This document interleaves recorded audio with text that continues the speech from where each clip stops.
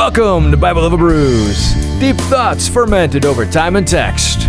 We come tonight, we've got George. Yo. Gumby. Hey, what's up? My wife Kendra. Hello. Kelvin. Good evening. Mike. Hi there. And our special guest of the night, Stephanie Quilao. Hello. Happy birthday. Oh, thank you. I'm in California. Tonight we're going to be going over vegetarianism and taking care of the environment as Christian stewards. So our first beer of the night is going to be Sixth City Out from Collision Bend Brewery.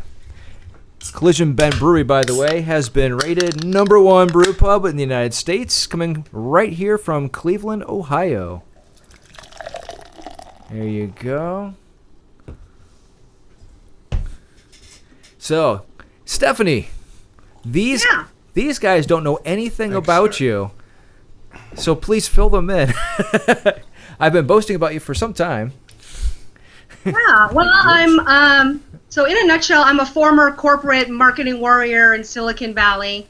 So I worked at companies from like NVIDIA to Microsoft.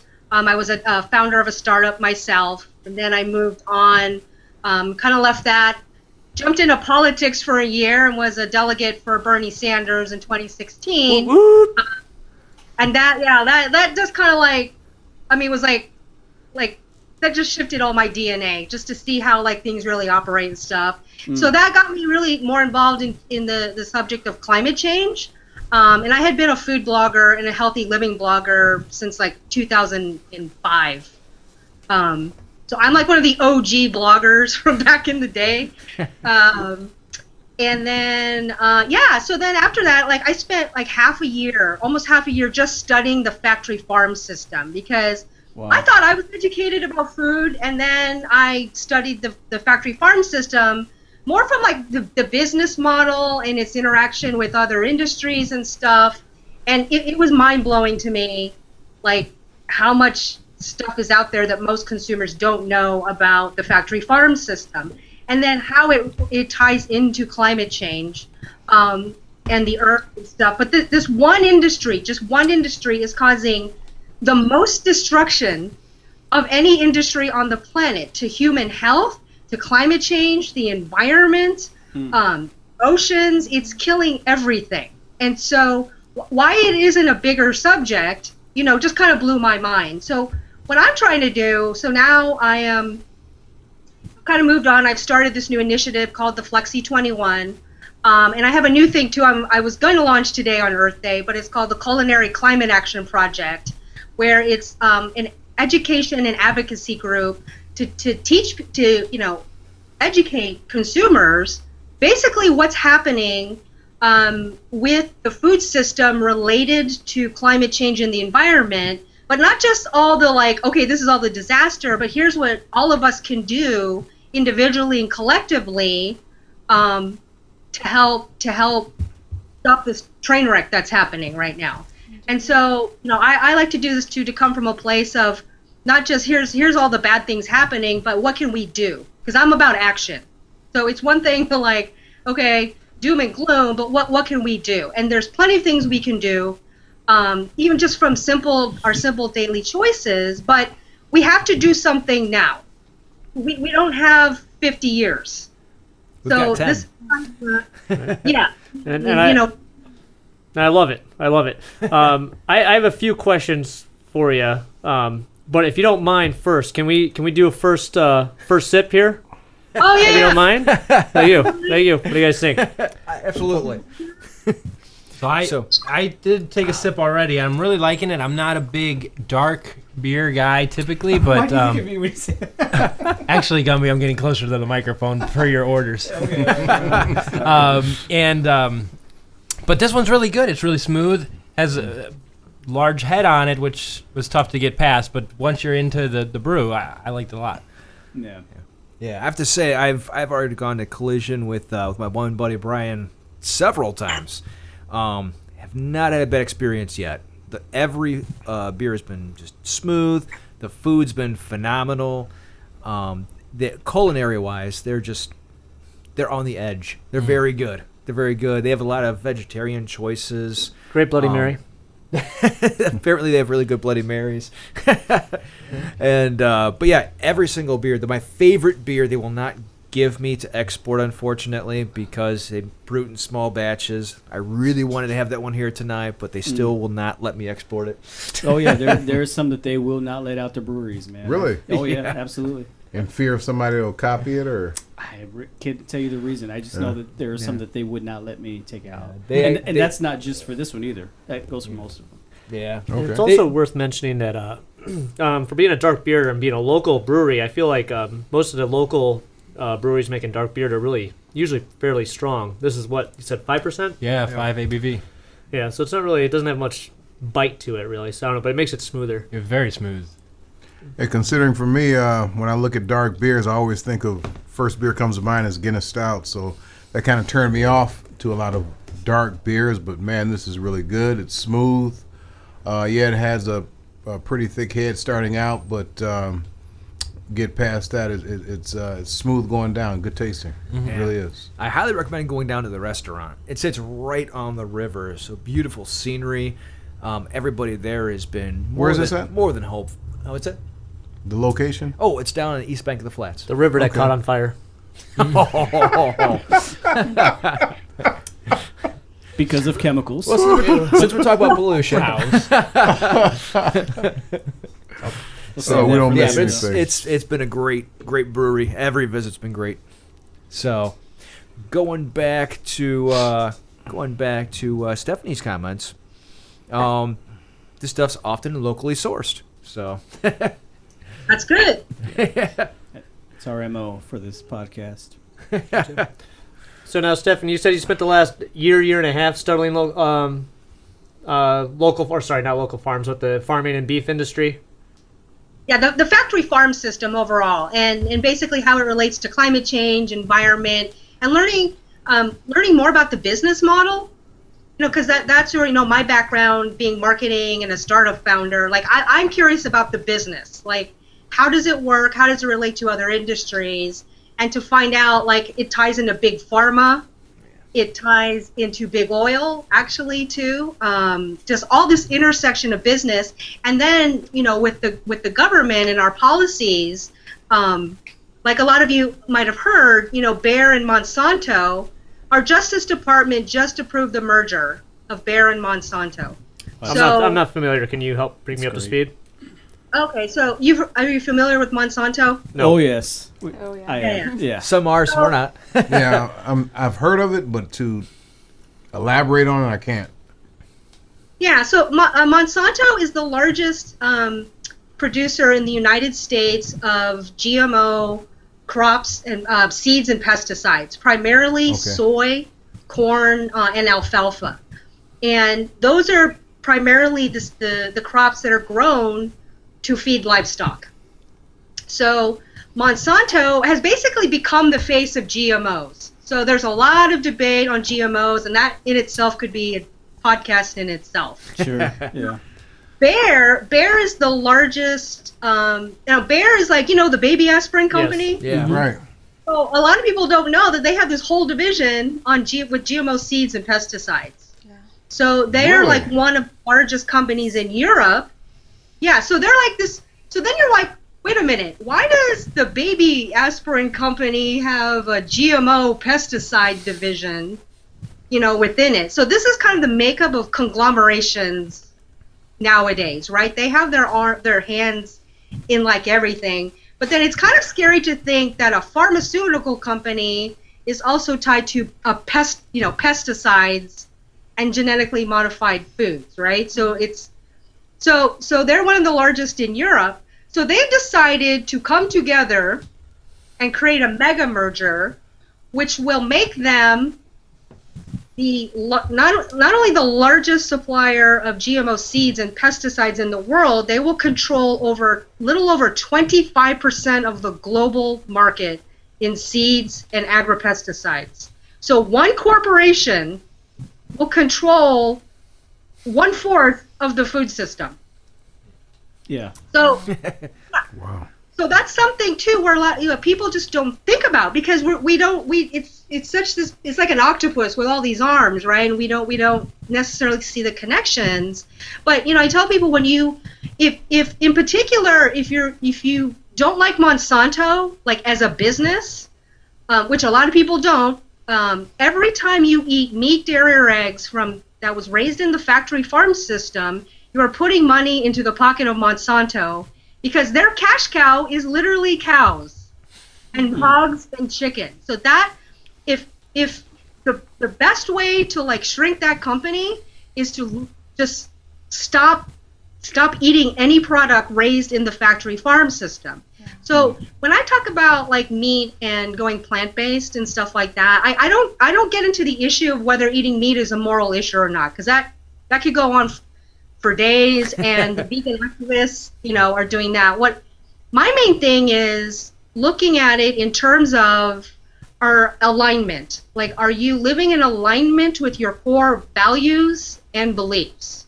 So when we look at the factory farm system, and before we even get to the treatment of animals, there's all these other issues that you can look at where you start to like, okay, this is now conflicting, you know, with some of my values. So like for me, some of my top values are kindness, compassion, equality, and fairness. So when I start looking at meat and how it's raised and the business of meat and dairy and eggs, you know, when I'm learning this, I'm like, okay, I am not for this at all. Like, I don't stand for this. This is not going with my values. So when people ask me, why did I go plant-based? You know, it's a year and 7 months now. It wasn't one specific thing. It was, I want to live in alignment with my values. And when I looked at the factory farm system in meat, none of it fit in my values. Wow. So, and then there was the issue of health.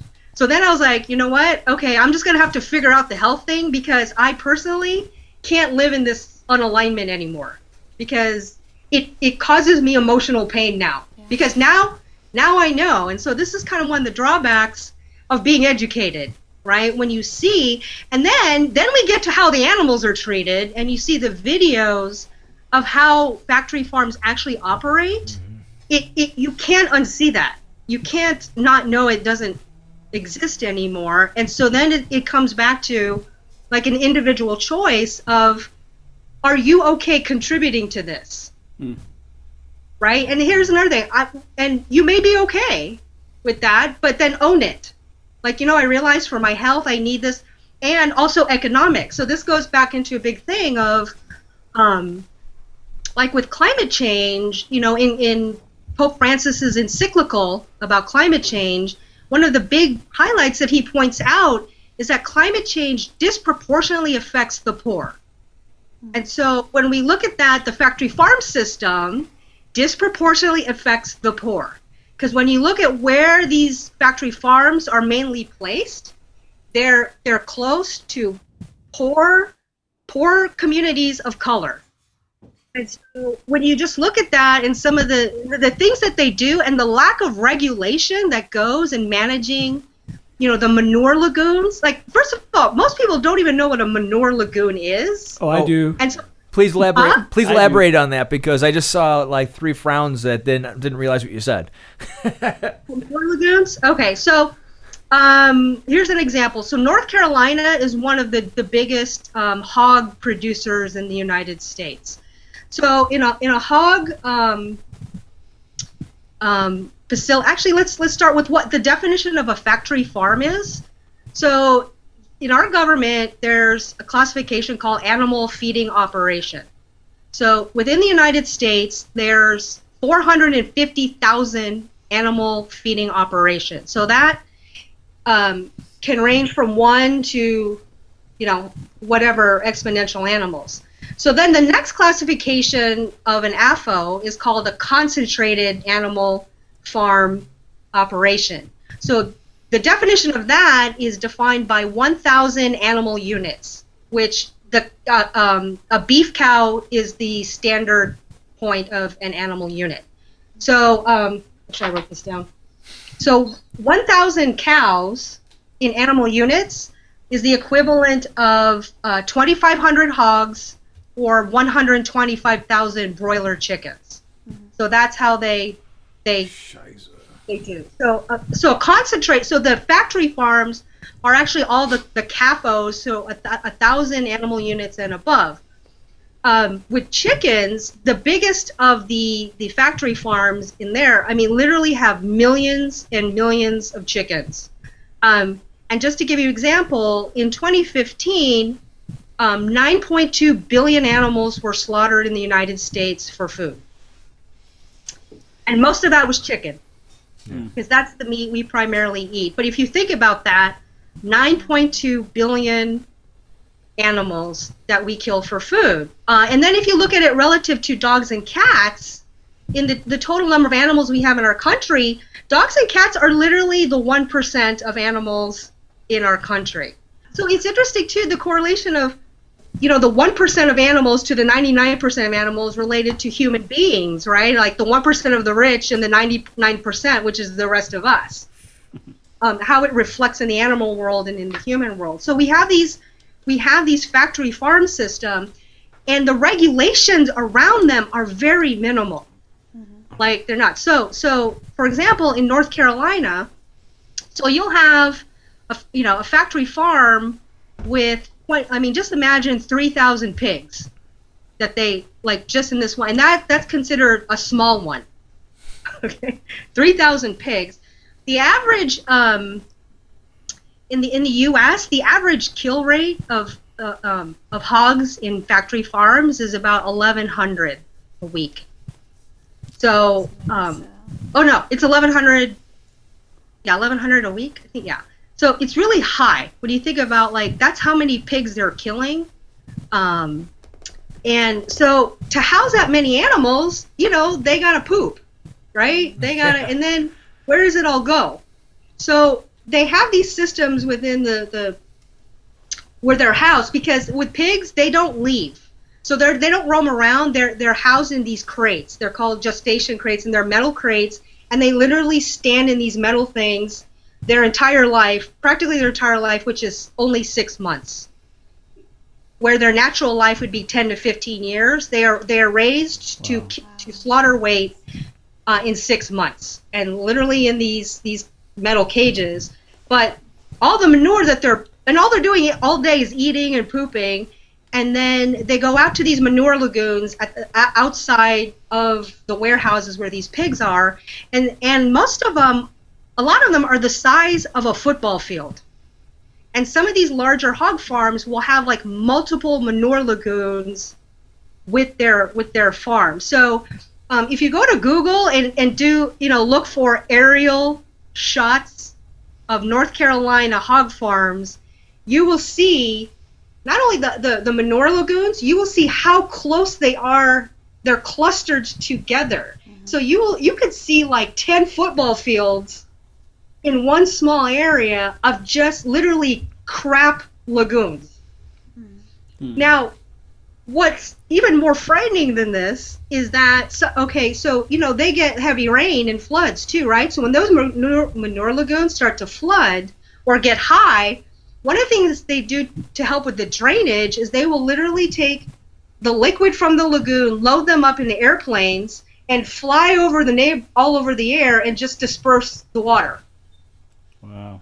And it goes everywhere. So it's literally crap rain, going over. And a lot of these hog farms are built near to where people live. And so the rates of cancer and other diseases in these areas is very high. So if you watch the movie What the Health, towards the end, there's 5 minutes in What the Health where they went to North Carolina and interviewed some of the people there. And I tell people that in that movie, the most impactful part, at least to me, was listening to those people talk about their lives, and this young grandmother talking about the generations of people and her loved ones that have died. And then one of the farmers, he likes to spray on Sundays. So they literally come home from church and the guy is spraying his crap all over the place. And they're just literally, we've come from church and you're spraying crap all over the place. And they're getting sick and they're dying. And a lot of this we don't hear on the news. And a lot of the reason is because these communities they're poor communities. They don't have money. They don't have representation.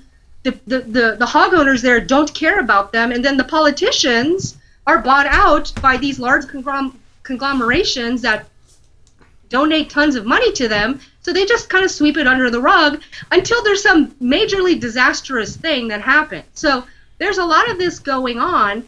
And so another example is, I don't know if you guys have heard this, the largest ocean dead zone in the world is in the Gulf of Mexico, at the end of the Mississippi River. It is about the size of the state of New Jersey. So it's this, and the main cause of this dead zone is runoff from the Mississippi, primarily from agriculture. That is a lot of the hog farms in the states along the Mississippi River, along with all the GMO crops, soy, corn, and alfalfa that they grow to feed all of these like cows and pigs. But at the top of the Mississippi River, there's a lot of the top hog farms, like farming states, are up there at the top of the Mississippi. And then as you get lower, there's like more beef down there, but there's a lot. It's primarily hogs, but then a lot of GMO corn and soy, and then alfalfa is grown primarily for dairy cows. So that's what and Monsanto is the leading producer of GMO alfalfa for dairy cows. And then when you look at like these animals and what they're eating, their diet is primarily GMO corn, soy, alfalfa, and synthetic amino acids, which are given to them to help in their rapid growth. So like with chickens, broiler chickens, their lifespan is 6 weeks. So they're from chick to slaughter in 42 days. And a lot of them grow so big that their legs break, like they get sores, they're like dragging themselves to get food, like they're just like, these broken animals, all for profit. Because the way, if you look at it as like, we gotta, maximize our profit, we have to find ways to make these animals grow faster so we can produce more pounds of chicken, to put out there. And then on average, the average American eats 212 pounds of meat per year. We are the largest meat eaters on the planet. Real quick question for you. So you're saying it's 6 weeks from birth until maturation, right? So slaughter. To slaughter. Okay. Yeah. So to put it in perspective, what would the average natural life expectancy to be to go to full maturation? So, like, chickens can live like 10 years. Yeah. So, but full growth. So full growth would be natural. Yeah, that I don't know. Probably like a year or two. Like, I'm not sure, but it's not 6 weeks. Right. So. Yeah. We're literally eating babies. Right. Yeah. So I have a question for you. In terms of the spraying that goes on, is there any regulation from the state or the government that says where you can't spray, or could we be getting North Carolina farms sprayed over Ohio? How does that work? Do you know any? Yeah, so with the regulation, it's very, very minimal. But even more important than regulation is monitoring. So do we have agents from the EPA even coming out? So in the factory farm system, right now, the Trump administration is trying to privatize the inspectors now. So instead of having EPA inspectors, they're now wanting to source it out and privatize that. So another example with the hogs is that they want to eliminate EPA inspectors and bring in private companies to monitor, or have the companies self-monitor themselves. Which again, self-monitor, right? Exactly, yeah. Right? You're right. But the other big thing is, so part of this is too, they want to eliminate, so in the Obama era, we had these regulations on kill rate. So there's only a certain amount of animals you can kill within an hour. So they want to eliminate that so they can kill more animals in a shorter period of time. But along with that, they have not attached worker safety regulations, because one of the highest, like one of the occupations with the highest levels of injuries and amputations are factory farm workers. So they're working with these hogs with these big blades that are, because the first thing they do is chop off their heads.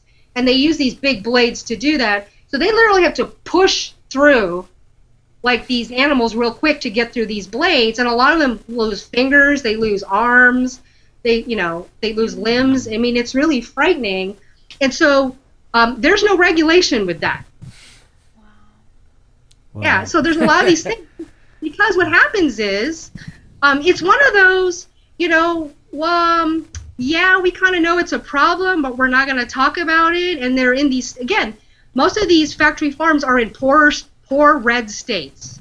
Yeah. And their politicians take lots of campaign money, sure, and they just kind of like, well, this is kind of the bottom of the list of our priorities because we have to worry about tax cut rates and the health care bill and the war and military and stuff. And yeah, we're just going to, not think about that. But now it's Can I ask you a question on that? Interrupt you right quick.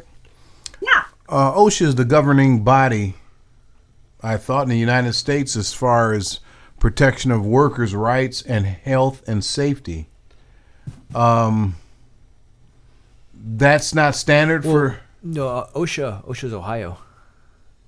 Really, that's just strict. But okay, but when you go to a different state, even though it might not be OSHA, it would be whatever for that state. But there's no guarantee it's every state though, because it's Ohio Safety and Health. Right. Yeah. Okay. So there's no guarantee of that. Our state has that. Yeah. So there's that's heavy. There's no federal, there's very minimal federal regulation. So here's another great example. So the federal for factory farm animals, there's actually only 2 federal laws that cover them. One is the transportation law, which says that all animals cannot be in a semi truck or transport more than 28 hours. So you got to move them within 28 hours. And then the second law is the federal humane slaughter law, which covers it covers all the animals we eat except for poultry. So all the chicken, turkeys, hens, all those grotesque videos you see of how they're slaughtering chickens, there's no federal regulation. So that's why these guys have no problem showing these videos because it's all legal. Unless their state has a specific law covering that.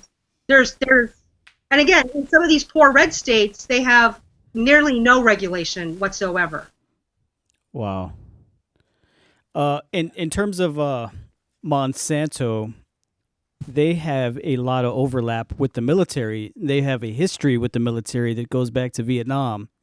Mm-hmm. In regards, with Agent Orange. So they have been a very powerful company for a long time. So it's not just the food industry. I mean, there's ties to military, so it runs very, very deep. And like she says, it's really like an octopus. That's a great analogy.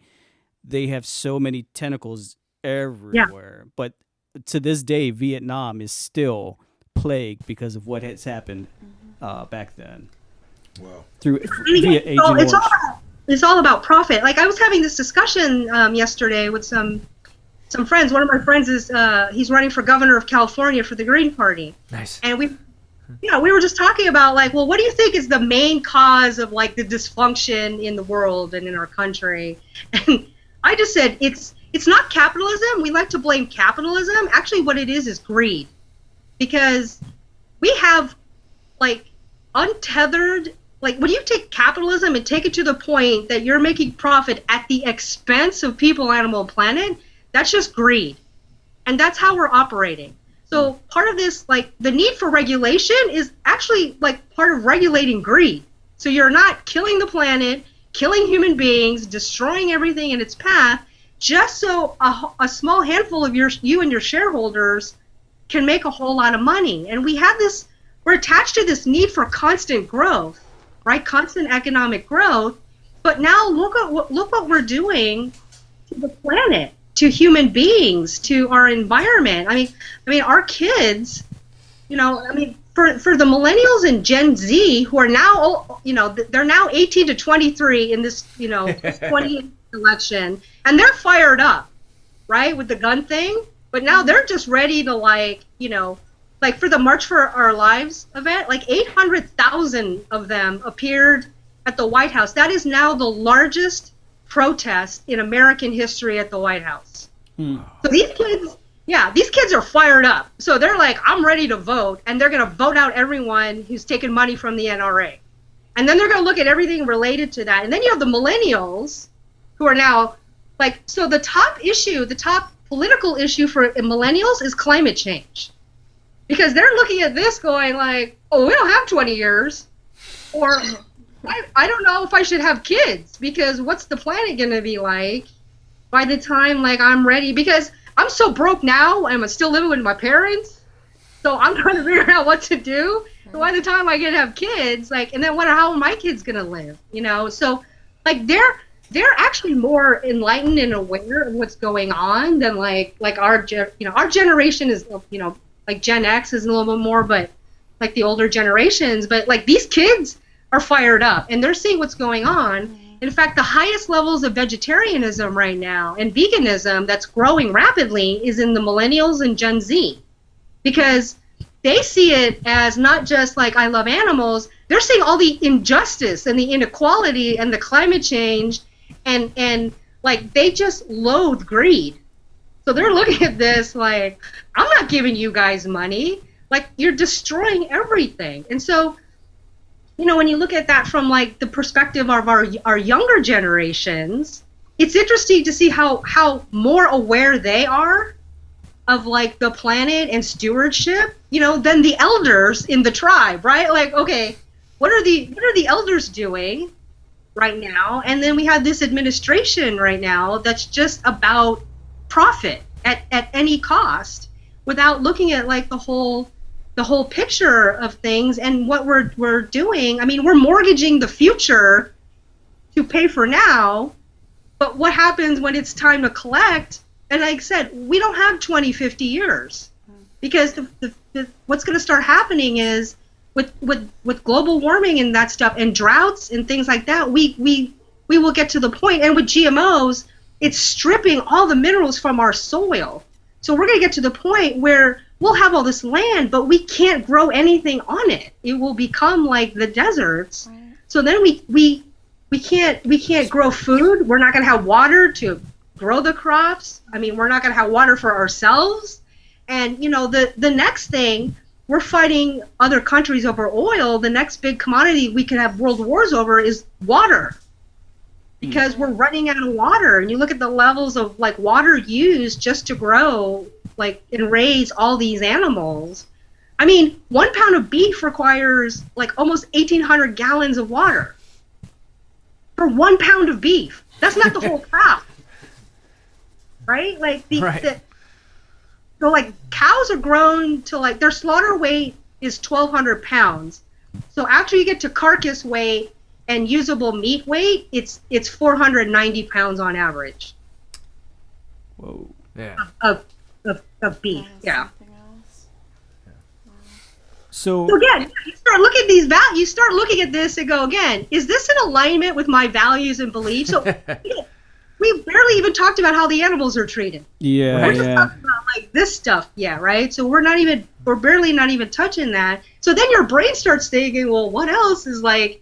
You know, that meme where all the mathematical things are going on. So you start thinking like, what's this? And then what about that? And then it's like, you know, and then you see documentaries. I highly recommend that people watch like these documentaries, Cowspiracy, which focuses more on climate change and the relationship between big money and agriculture, and What the Health, because I love that. Besides the health part, they get into the social, political, economic issues of the meat industry. And then Food Inc. is another good one. After I saw Food Inc., I stopped eating chicken.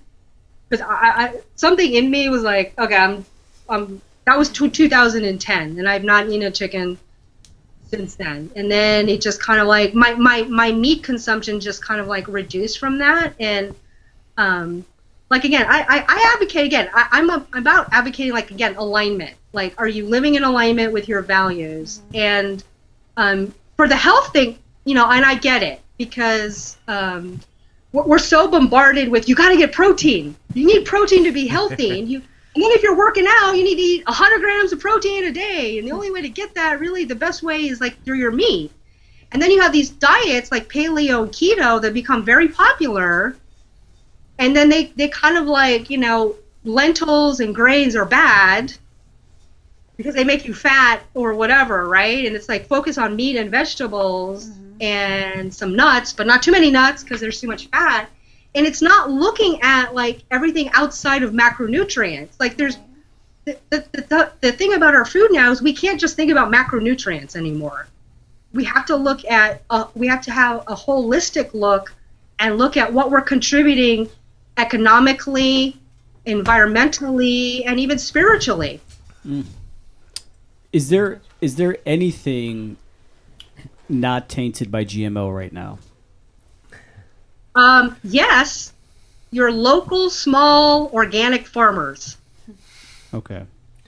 So that's one of the best way, or like in cities, there's now this growth of urban farmers. So people are trying to figure out like how to grow food in urban areas. Like one cool thing in London, all the underground tunnels that they used to use for World War II, they're now converting them into these underground urban farms. Okay. And when you do that, you don't need pesticides, you don't need synthetic fertilizers, right? You don't need any of that stuff. So it is technically, these plants are literally like pure, just plants and soil, right? Growing underneath there. And then, or like in New York City, they have a lot of rooftop gardens. And so they're utilizing their rooftops for gardening, which also helps with climate change because gardens capture carbon.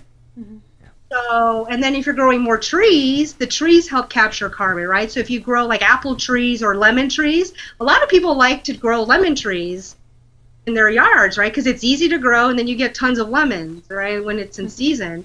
But there's a lot of things that, we can do that can help climate change in the environment. And some of those very simple things is eat locally, eat seasonally.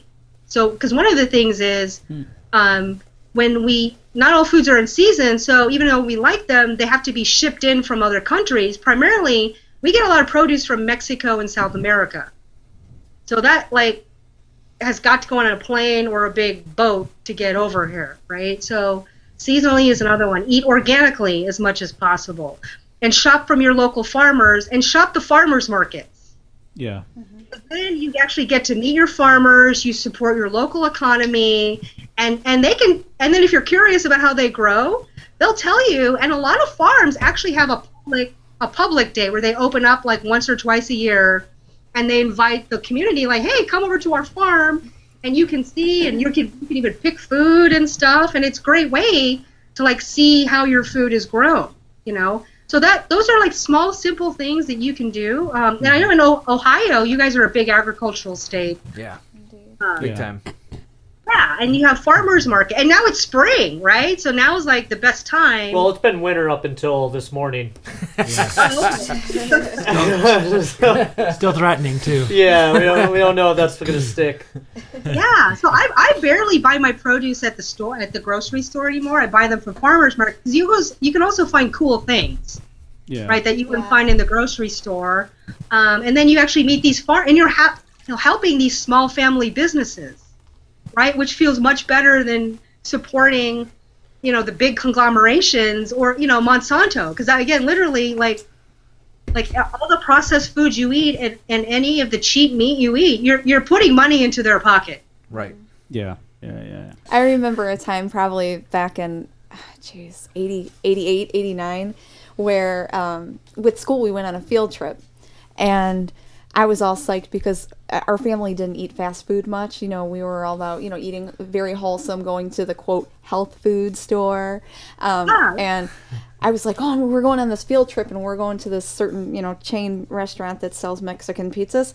And I was all about having a Mexican pizza. And I sat down to eat this thing, and I was like, ew, this is disgusting. I told my dad about it. I was like, something tastes different. Just something tastes different about the shell of it. It's just not the way that it used to be. And he had said, well, it's that genetically modified stuff now. They're coming about where they're, messing with the seeds and, I'll explain it to you, and getting to, the core of what GMO is. It's really kind of scary, and what it, does for these farmers, where they're not able to utilize, next year's crop. They have to depend solely on, getting their seeds for the next year, and or in contract with them and stuff. But I could tell back when I was under the age of 10, something was different, and I didn't like it, and I started to listen more to my father about what he was telling me about. Oh, well,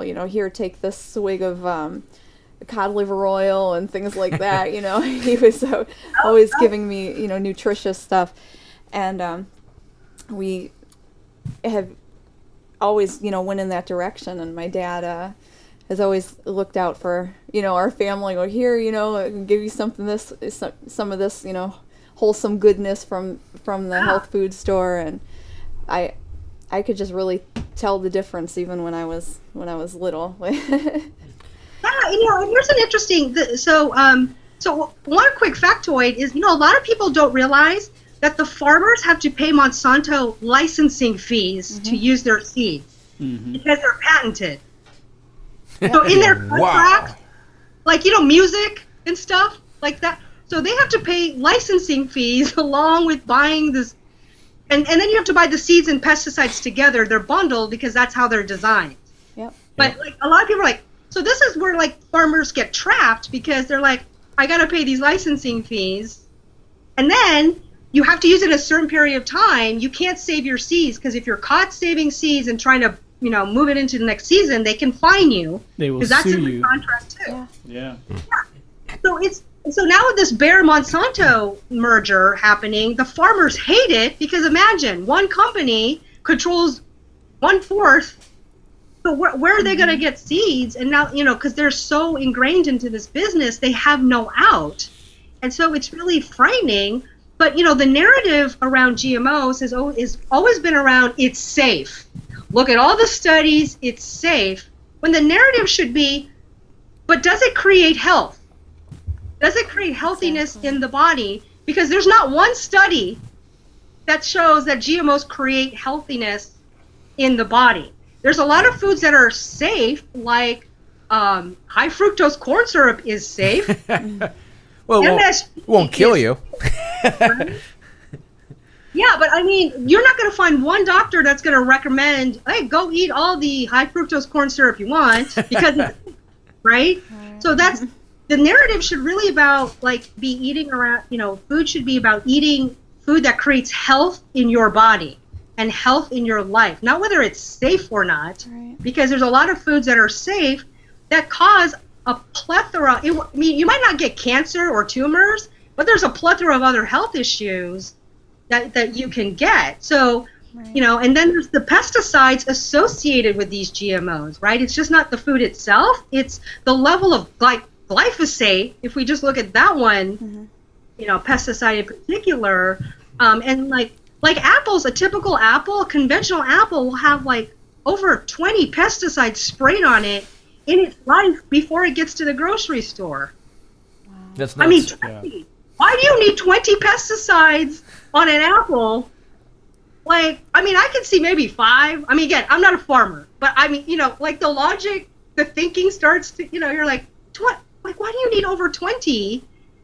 So the environmental working group has this great list that they put out every year, which is the Dirty Dozen. These are the most, they got, they're just literally drowned in pesticides. And then they have a list of the okay ones where there's minimal pesticides on them, so buy them conventionally. Yeah, grapes are really bad, aren't they? What's that? Grapes are usually on that Dirty Dozen list. Yeah, grapes, strawberries, apple. My wife always yells at me because I just don't wash them. I just eat them. I don't either. So I'm probably just gonna get cancer. Yeah, so but those are the ones you buy organic from your local farmer, and you can ask them what kind of pesticides do you use. So with organic farmers, they don't use synthetic pesticides. That's the big difference that people Because, you hear this argument, well, organic farmers use pesticides, and yes, some of them do, but they're not synthetic pesticides, right? They're not glyphosate. So you don't see, there's a differentiate, especially when they have the organic, if they're farming under the USDA or organic standards. Herbicides. So again, like the narrative we should be focusing on, and our whole food system is not based on nutrition, it's based on profit. That's why we have all these problems. Yeah. Right. Glyphosate, which is also a weed killer, right? Yes. Nice. Roundup that you Right. spray your lawn. And so I'm eating that. Then when I Mouthwash. Right. eat my Just grape. mouthwash. Question for Juice. Shoot. Actually, and I said I was going to ask this. I almost asked you this before the podcast today, Okay. but I said I was going to save it for now. Oh, please. Oh, boy. So we are Bible over Brews, Yes. and Stephanie's got this amazing message and communicating this, awesome piece of this. Absolutely. How are we circling this around? That was my question for you earlier that I said I'd save. How are we circling this around with the Bible? Very good. Well, it's because it comes down to Christian stewardship, right? So, if you go back to the New Testament, or the Old Testament rather, go back to Genesis, and Adam was given what many people say is rulership over the planet, but when you actually break it down in the Of Hebrew, course, they gave the man the leadership role. okay, Adam and Eve.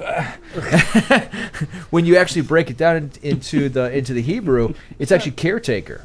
So he was the caretaker of the planet, and so it's our duty to become caretakers of all creation, to make sure that we can help not only protect it, but help it to be vibrant and grow. So why is it then? Okay, and then I'm gonna go mildly political here, but Stephanie had mentioned it, and I noticed as well because I am also politically speaking, I like to find out what politicians are, what their thoughts are on environment and global warming and the environment. And I thought she hit the nail on the head. It seems like all the decisions that are made right now are leaning towards the side of greed rather than protecting our planet. So why is it, the evangelicals and the strong Christian base got such a hard on for Trump right now? Well, when that's clearly, I think, and greed is a deadly sin too, ain't it? Right? It is, yeah, it is, right. yeah. So why is it that they're they're going that way when clearly, he's going that direction with the EPA and other regulations? I think you have to differentiate because, yes, there are a lot of evangelicals that are backing him, okay? But they always talk about it, yeah. Right, but if you look at your traditional Christians, okay, your Roman Catholics, your Orthodox, your Byzantines, they're actually on the other side of it. Over on the Orthodox side, you have the Green Patriarch who was campaigning for all these massive changes to help the environment. Pope Francis brought about the encyclical to try to help all of the Roman Catholics by a large margin are the largest Christian group, are trying to move them in order to help protect the environment and help it grow. So to answer your question too in a nutshell though, because you said you didn't want to get too political, but the answer is really political. Yeah. It is. So that's the thing. Our food is political now. You can't talk about food and not get into politics. It's just and moral, right? Meat has become a moral issue now. Yeah. Whether we like it or not, it is. And so that's why I try to stay away from the moral argument, because the vegans get into that really good. Mm-hmm. I talk about alignment. You as an individual, are you living in alignment with your values? And if there's some areas that it's not, but for your health and economic issues you have to, then own it. And I realize this is going on, but then I have these health issues and stuff, so I do participate in the system, I contribute, but for right now, given my health and economic issues, this is where I have to. And again, a lot of these people do it not because of choice, but because they have to, because the level of income inequality in our country is ridiculous now. So and then we have the food deserts, right? So that's another area where there's a lot of parts of our country that literally have no fresh produce, and we get almost 30 to 40% of our fresh produce comes just from Mexico. Yeah. Just from down there. So when Trump was threatening the tariffs, I was like, okay, California grows like 70% of the food in our country, just if we were by ourselves. But that doesn't include like a lot of the fresh, like basic fresh vegetables and fruits that mostly come from Mexico. Or like the overload with like avocados. California cannot grow enough avocados to feed to supply Chipotle and all the Mexican restaurants. Right. Right? I mean, people love, and then Super Bowl, right? I mean, people love their guacamole, and then we look at almonds and stuff like that. But I mean, just like basic produce, most of that comes from Mexico. So if we get into trade wars with Mexico, we're not going to have fresh fruits and vegetables because they can threaten. So that's what China's doing right now. When Trump is doing this tariff war with them. So China didn't go big; they went strategic and went after the Trump red states. So they went first after pork, then they went for like wine, fresh fruits, and then Trump was like, oh, I'm gonna do this again, and then they were like, and then the soybean people were getting nervous, and then he went at him again, and then China was like, all right, now we're doing soy, and we're gonna slap 25% tariffs on soy. And then he, did another thing, and then they're like, all right, now we're going to do 179% on sorghum. So China is the largest customer of sorghum. And again, who are the largest producers of sorghum in our country? They're red states. And so imagine 179% tariff. I'm like, where did you come up with that number? And that basically means we're not buying sorghum from you anymore. Yeah. Because They all 170 they all but throw even- tantrums. Yeah, but I mean, can you imagine like 25% on pork? Like 20. I mean, in fact, I looked it up. Ohio is the 10th largest producer of pork in the United States. Wow. Yeah, and you guys are also seventh, the 7th largest in soy, and the 10th largest in corn. But soy represents 22% of your total agricultural revenue in your state. So that's a quarter. That's a lot. I will point out that the Cleveland Tofu Company uses 100% organic soy. Attaboy. Way to go, Cleveland. There you go, Cleveland tofu. Oh, so here's another interesting. I mean, again, since you guys live in Ohio, I pulled some data. Oh boy, don't make us feel too bad. No, the please. Browns didn't win a game last year. Well, it's good to get some perspective. So Tyson is the largest meat packer in the United States. So, on average for cows, their facilities can slaughter 125 to 175,000 cows in a week. Okay, so the population of Dayton, Ohio, is 140,000. So Tyson could slaughter the entire city of Dayton in a week. If you guys were cows. All right. Wow. Conceptualize that, like, Yeah. what? That's 1 week. So, and then you multiply that by 52, right? So you take the city of Dayton, Ohio, that's 140,000 is a lot of people. Yeah. So you go through that in a week times 52. So when you start looking at it in terms of like, well, what if these cows were human beings, right? Again, like the math calculations start going off in your brain. You're like, okay. So then is that in alignment with your values? Are you okay eating that kind of, meat that's raised and slaughtered in that manner? Only if you're okay with Soylent Green.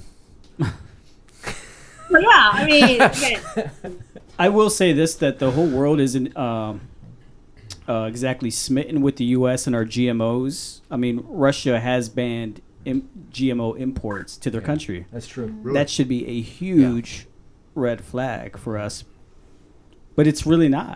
I mean, we don't care. We care about money. Yes. Like, if it's like, again, it goes back to greed, which, again, isn't that one of the 10 Commandments? Or one of the... 7 deadly sins. 7 deadly sins. I mean, I'm like, wait a minute. Like, Read that in a book. I mean, going back to our like Christian values, I'm like, I okay, read it from this is what I would like. I mean, personally, like Aaron and I have talked about this. So, like, in the mind of an evangelical Christian, Like, how do they reconcile, like, what's going on in reality, and then your values that you go by in the Bible? Like, it's a huge disjoint. It's not even like a little. It's like this. It's easy, actually. I mean, I could tell you, because whenever I eat, all we do is just we pray over our food, and then it's all fine. So Okay. if that that's answers like your Catholics question, going to confession, like, it's all good now. if I go to a Chinese buffet and everything in the world is in front of me, all I have to do is pray for it. And then everything is fine. That goes in my body, and whatever comes out, whatever other process, I don't even think about how it got there, where it came from, who's it, is it affecting anyone? Are there people who are employed by this? None of that matters because I prayed for it.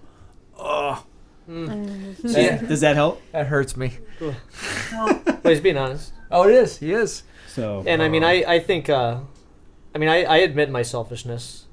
I'm being selfish when I'm eating meat. I know that. So, like, I know when she's talking about, taking a look in the mirror and, owning up to what you're doing. And I think I started off telling you guys I was a vegetarian for, over a year.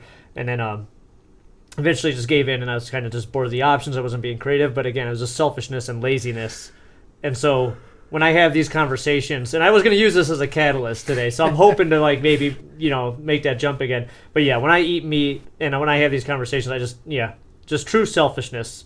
I'm aware of what's going on, and I'm being selfish. So I don't know. Hopefully maybe today will be the day. Hopefully it's this conversation will help me again. we forgive you, Yeah, George. then you get to the point where, like, well, how much of that can I stand? Right? Like, how and then I think, and I tell people it's a process. Like, I'm not vegan. So I don't eat animal flesh anymore, but I still eat patis, which is our Filipino fish sauce. Because the Filipino meat, I can't give it up yet because it's cultural, there's family events, and I'm like, I realize a bunch of little fish have to die and ferment so I can have my fish sauce. But, it took me 7 years to get here. And so I tell people, I know a lot of, like, I support the vegan movement, but for a lot of people, it's not realistic to just, pun intended, go cold turkey and just cut out all the meat. Like, that is way too much to ask, because it's not just dietary, it's social, it's cultural, and then it's habit. Like, you're used to eating this way, and you need to give your body time to transition. It's too much of a shock. It's stressful if you just do it cold turkey. Yeah, and then you have to learn how to cook and shop differently. Like, it's a process. So I tell people, like, okay, how many animals do you eat now? For most people, it's about 3 to 5 on average that they eat. I go, okay, start eliminating one. Like, with me, I started with chicken. So no more chicken. But I still had the other animals. And then after a while, then it's like, okay, I'm not, like, okay, pork. I don't really eat pork except bacon occasionally, but, I'm not going to miss that. So, now I've eliminated, the pig. And then, like, for me, I'm allergic to dairy and eggs. That's kind of how it started, too. So even with that, it was a process because I was addicted to cheese. Like, cheese is delicious. And I was like, Oh yeah.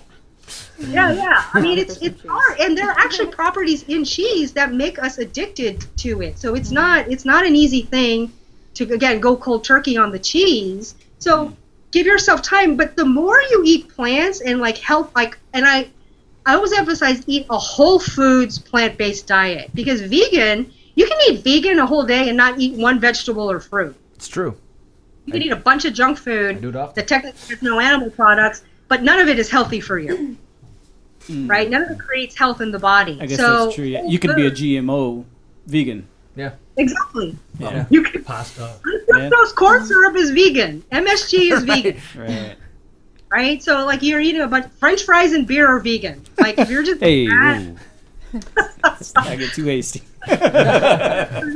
yeah, it's not healthy, right? But the more whole foods you eat, then your body starts getting used to that, and then you start craving that, right? But you give your body time. That's why my site is called the Flexi 21. So it's a 21-day flexitarian challenge where there's, like, 5 options. The first option is the easiest one. For 3 weeks, just do meatless Monday. So it's just 3 days in 21 days. You just do meatless Monday. The next option is just cut out beef and lamb, the 2 animals that have the biggest carbon footprint of all the animals. So just no beef or lamb for 30 days, or 21 days. And then the next option is just eat pescatarian. So no land animals, but just eat seafood. And then there's cut out dairy and eggs. So you can eat meat, but you've cut out dairy and eggs.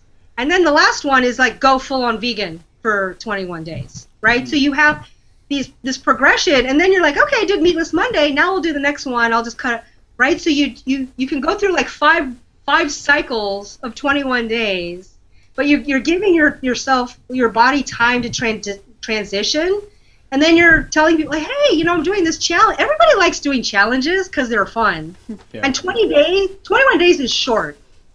Like, I can do that for like 3 weeks, and then you just get used to it, and like your body starts craving. Like, my body craves greens now. If I go more than 30 hours without something green, like, I get the shakes. I'm just like, something green, right? And all the stuff that I used to drink 2 cans of Diet Coke every day. And now I can't even, I'm like, the idea of drinking Diet Coke is just like, no way. Or even fast food.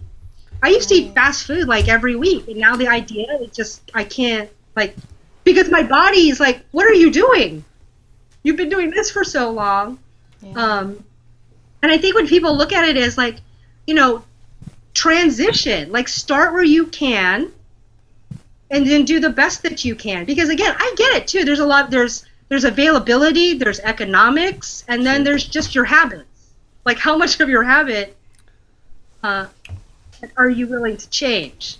And so it's easier to do it over time, and then practice compassion with yourself, right? This is a process. It's not, and again, that's where I differ from the vegans, when they're like, the animals, you got to do it now. And I'm like, okay, I get that, but then it is, for a lot of people, it's hard, and I acknowledge that. Like, it's hard. It is not easy, and it's a long process. Like, it took me 7 years to get to this point. And even then, like... Is there any kind of issues or anything, and I'm just asking blatantly because I don't know, but like, I don't know, thinking of like trout farms and like fisheries and stuff like that. Is there any issues with that or anything? Good question. Yes. So we're on... So now we're moving...